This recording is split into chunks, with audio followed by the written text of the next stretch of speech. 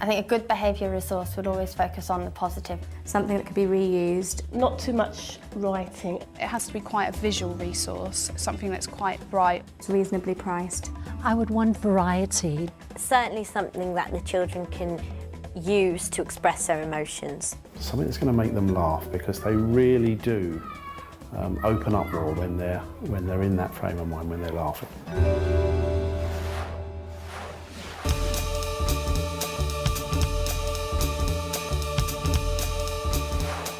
One of my favourite resources for our nurture group is Stones Have Feelings Too, and it's a tool that has been so fantastic with the children, whether they're from reception age children or up to our Year 6 boys.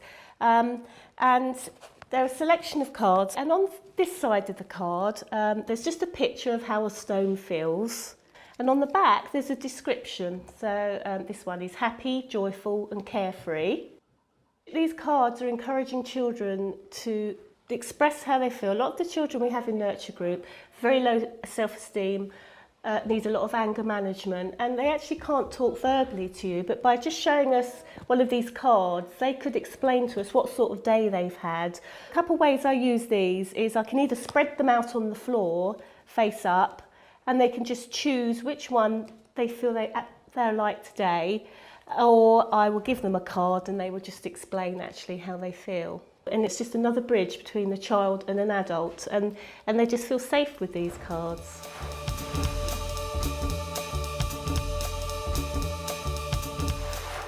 I like these cards, I think they're great. I think they've got lots of visual prompts. This one particularly, he looks really proud of himself, and I quite like the fact that there are other words that children can associate with how he's feeling.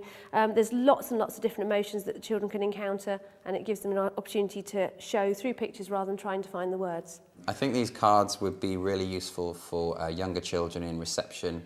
I think the colours and the faces and the pictures would be really useful for that level of child. They're actually quite good. I think they would appeal to boys, which is something that you need to think about, mainly because they're in like a cartoon format. So I think they're kind of quite funny, but you can get a lot of kind of seal work out of the children from them.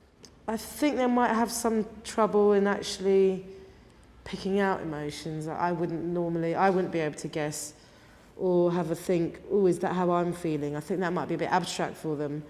I particularly see it as being a good resource for children with autism, as they quite often have trouble expressing their feelings or understanding how you feel. So a child could present a card to you and say, this is how I'm feeling, or just hold it up and you'd understand that is what they mean. I think you could have a lot of discussion based on the cards, and that's why I like this little booklet that comes with it, because if you are kind of stuck for ideas, it gives you examples of questions to ask the children, which I think is really, really nice.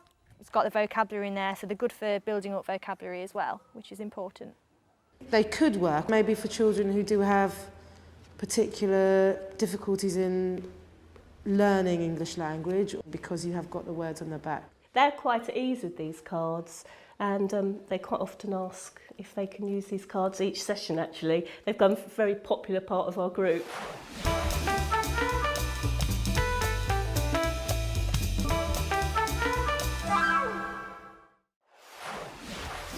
Hello and welcome to our nurture room, Neptune's Kingdom. And in this room, we try to help the individual child through group therapy to make the right choices when they're dealing with their emotions. And it helps them in their day-to-day life in the classroom with their normal teachers. If a child breaks the rules in my class, I will put a warning cube on their desk, quite calmly. Won't make a big deal of it. If they break the rules more than once, they'll get a second warning cube, and they'll go and sit on the table at the back of the room. If the child gets a third warning cube, they will go into misplay the next day, so it's as simple as that.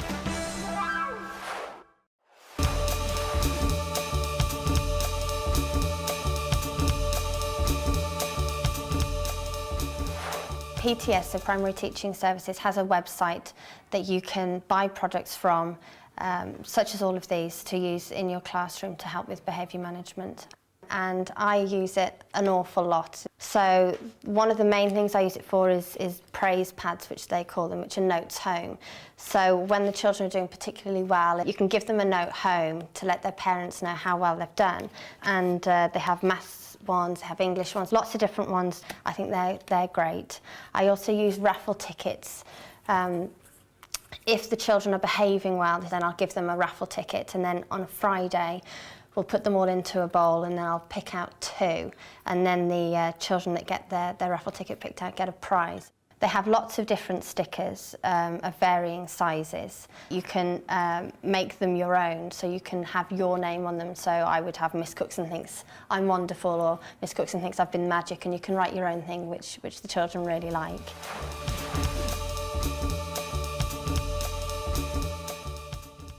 Well, all children love stickers, and it doesn't matter whether they're reception up to year 6. The year 6 might pretend to be blasé, but they still enjoy getting them. So those are really nice range, curriculum, behaviour, addressing all the issues. And then the little postcard home, which they call praise pad, just takes it one step further, and then you know that the families are involved and the parents know that something good has happened.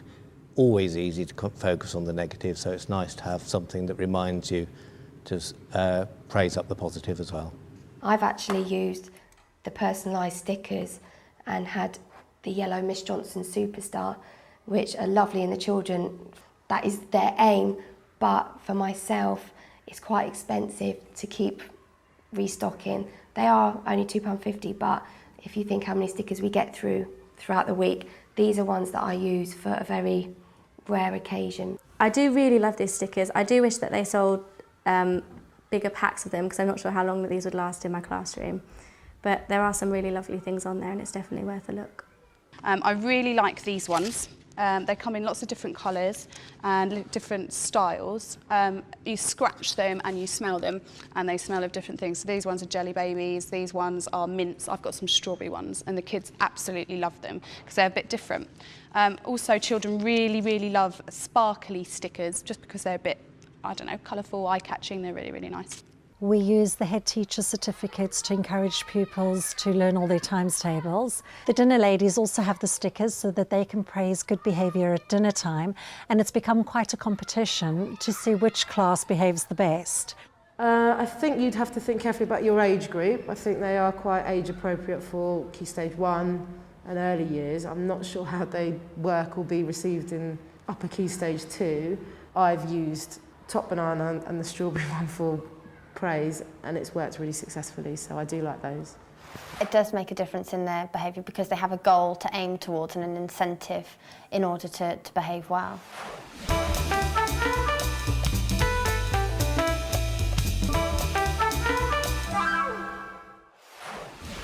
One of my favourite resources are egg shakers to use in the classroom.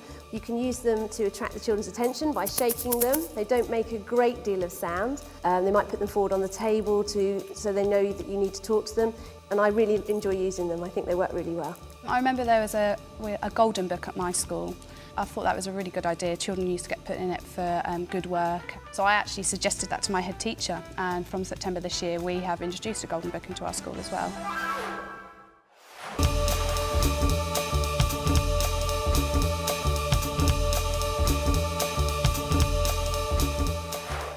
Well, Escape from Anger Island, by its title, it's all to do with anger. It's a really good game. Children really love this game. The object of the game is to go from their start point all the way around the island and then escape to their own little safe place. Children take it in turn to throw a dice, and on their turn they'll move their playing piece the number that's on the dice. And at the end of their move, they have to pick a card up from the pile of cards. So they would have this card that says, say 3 positive things about yourself. And then the group will listen to them while they say those 3 positive things. Now, for some children, that's very difficult. And working in this environment, the child feels safe enough to actually say these positive things. But at any time, the dinosaur can come out and chase them. This is the fun part of the game. The children really love this. And they may pick up a card that just says dinosaur chase. If they get that card, the player to their left becomes the dinosaur, and the player on the left throws the dice and moves the dinosaur that number of spaces. And if he lands actually on the square, then it sends the player back to their start point, and they start all over again.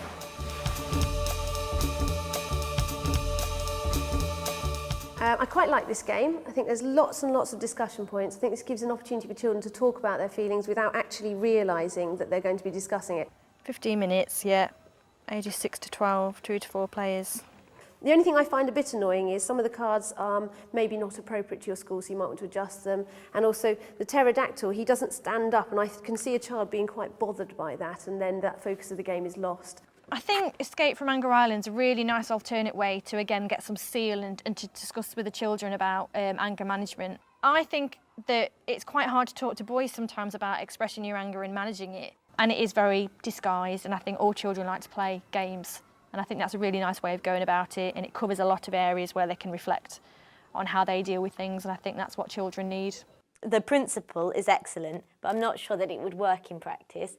I think that a child that was angry might come in, pick up a problem-solving card, read the 100 words that are on the back of it, and just go, "Roar!" and tear off the card because, you know, they're feeling angry as it is. I think it's a great way of combining a board game, which children love, of course, yeah, with some very thought-provoking questions, actually. And as well as, of course, getting them to talk about things that upset them or make them angry, it also gives guidance, such as obviously this pile of relaxation cards, guidance on how they could deal with their emotions. I do quite like it. It's just trying to think of when you would use it in a classroom, because you're always so busy. So if you've got a TA, you've got additional adult support in your class, then you could always take children that have particular needs in dealing with their feelings off to play this game. I do think it's good. I don't know how often I'd use it on a regular basis. I would say Key Stage 2, wouldn't you? Definitely Key Stage 2. They should certainly be able to play independently in years 5 and 6. I think they'd enjoy it. But maybe some of the scenarios, some of the language may be a bit challenging for anyone younger than that. The children absolutely love it. The dinosaur coming out is the fun part. And we've had instances out in the playground where a child that's played this game has actually adapted something that they've learnt from these cards, which is really fantastic.